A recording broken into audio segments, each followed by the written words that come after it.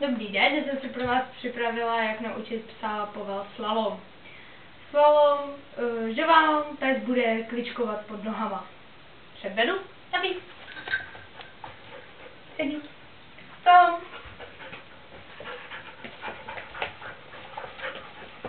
Tak. Ještě jednou. Tom.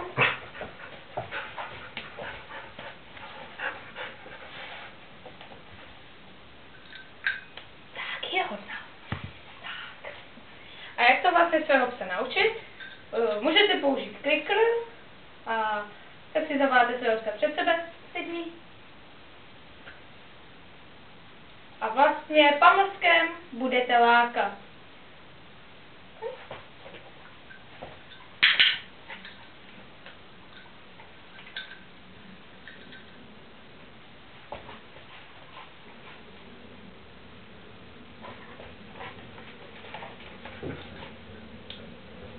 Je hodná.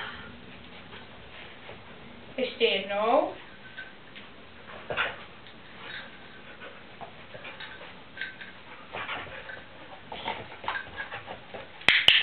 Tak, je šikovná.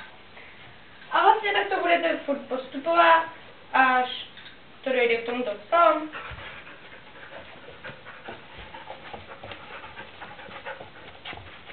Tom.